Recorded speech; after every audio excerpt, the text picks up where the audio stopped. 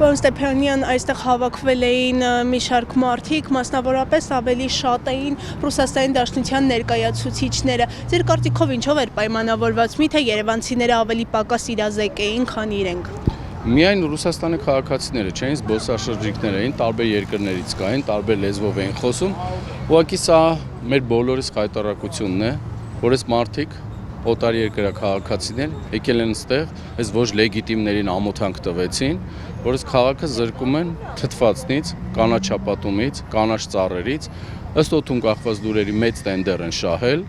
եւ հիմա այս մարդիկ քոքահան են անում նորմալ 30-40 տարվա ծառեր, 50 տարվա ծառեր եւ տնկում են ցախավելներ, որ այդ ցախավելները 30 տարի, 40 տարի չեն կարողանալու ապահովել այդքան բարձրություն թթվածին, ու այդ արևի տապից պաշտպանել այս քաղաքացիներին։ Այս մարդիկ եկել են այստեղ, մեր քաղաքացիներն կային։ Ուղղակի եկան ամոթանք տվեցին, այստեղ էլ դուխ չունեին։ Իրենց գլխարկներն ու այդ վերնաշապիկները դուխով կորցրել են արդեն, չեն կարողանում իջնել պատասխան տան այս մարդկանց։ Հատկանշական է, որ հատվում է ոչ թե 1, 2 կամ մի քանի ծառ, այլ մասսայաբար ամբողջ փողոցի ծառերն են հատվում։ Ձեր կարծիքով ամեն դեպքում քաղաքապետարանը ինչու է նմանատիպ ծրագիր որդեգրել, սա գուցե կոռուպցիոն ռիսկեր է պարունակում։ Մեկ նախադասությունով մեծ տենդերների մասին է խոսքը։ Մեծ տենդերն այդ ցախավելները շատ են բերել։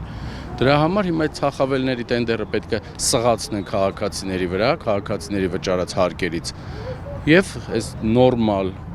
լավ ծառերը, կանաչ ծառերը, մեծ ծառերը կտրեն, խոքահանանեն այդ ցախավելները տնկեն։ Մեծ այս շենքին որ հետ նայեք, այս շենքին հենց վրան մեծ պոզով պոչով կենթանի է, կոռուպցիա վրան գրած։ Նայեք Երևանի քաղաքապետարանը մեծ կենթանի է։